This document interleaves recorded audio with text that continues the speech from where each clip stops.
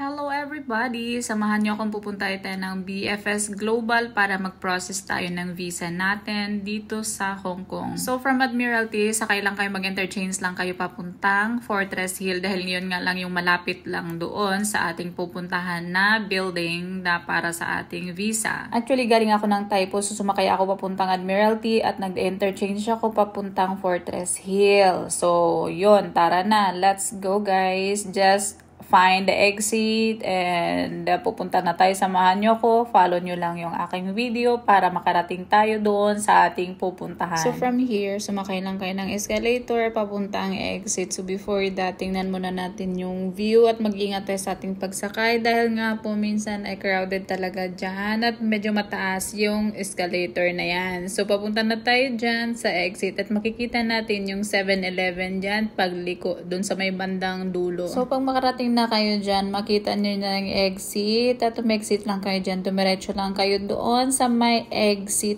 A at magbayad kayo dyan. I think 23 yung bayad ko dyan. Then, exit lang kayo, dumiretso kayo doon dahil nga minsan atribida tayo, pupunta tayo doon at magtatap-tap-tap muna tayo dyan. O, diba? Uy, wala naman tayong nakita dahil nga nakailang tap na tayo at hindi tayo makontento yung baka sakali tayo na makameron. No? So, ngayon mag-exit na tayo sa exit A at sundan nyo lang yung nag-e-exit dyan ng mga tao. Sumakay lang kayo ng escalator at umakyat sa hagdanan. So, sundan nyo lang yung mga tao na nandyan at pagkarating nyo doon sa taas ay makikita nyo doon yung tawiran papunta doon sa kabila at may makita ko doon sa bandang dulo na Maxim at yan, aantayin nyo lang dahil hindi naman tayo superwoman, aantayin natin na mag-red yung mga sasakyan para tayo ay makatawid once mag-green na yan para sa mga tao. So antayin lang natin na mag-go yung para sa atin o para sa mga nagtatawid para hindi tayo mag-jaywalking o hindi tayo magkaka-penalty. Mahirap na pag magka-penalty pa tayo at magbabayad pa tayo ng sobrang malaki naman dito ang papabayaran nila sa atin at sayang din naman yung pera pambili nila ng bigas sa Pilipinas. So ayan na, tumawid na tayo at makikita nga natin yung Maxim doon sa may dulo na bakery at sundan nyo lang ako sa video na ito dahil nga dadalhin ko kayo na doon hanggang sa pinaka-destination natin. So ayan, tatawid tayo dyan. So makikita nyo dyan sa may left side or sa may tawiran pa dyan na isa, tatawid pa tayo dyan. So makikita nyo dyan yung St. Helene property. Dyan tayo tatawid yung may Oil Street. Papunta na doon sa may AIA Tower. Pupunta tayo doon sa may building na yan at dyan tayo liliko na pa kaliwa para mapuntahan natin yung ating destination. So tara na. So tumawid na tayo at kailangan nating tumingin kaliwa at kanan para hindi tayo masagasaan para safe tayong tatawid. So ayan, once makarating ka ng St. Helene property, lumiko ka pa kanan dahil nga pupunta tayo doon sa may AIA Tower para makaliko tayo papunta na doon sa mismong destination. Makikita natin yung 5 guys na nandyan. So yan na yung point na makikita mo dyan, malapit ka na. So dumiretso ka lang hanggang makarating ka doon sa may AIA Tower at tumawid ka doon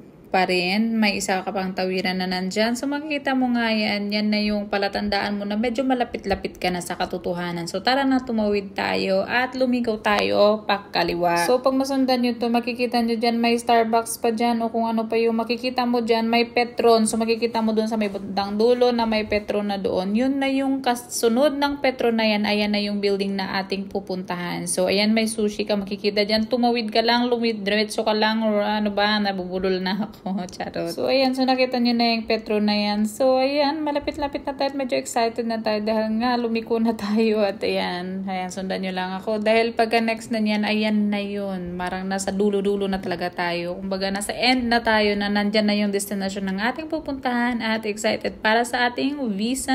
So, anyway, yung time na ito ay magsasubmit pa lang ako ng passport para mailagay nila yung aking visa para sa ating pupuntahan na, yun na, alam mo din na yun. Yung destination natin na magiging pupuntahan natin. So, ayan na yung building na yan. Pumasok lang kayo dyan. At nasa 7th floor yung para sa visa. So, nandyan ako sa may BFS Global. So, let's, yan na yun. Talaga nga naman yung aking eyebags ay talagang panalo, diba? Sige, bye!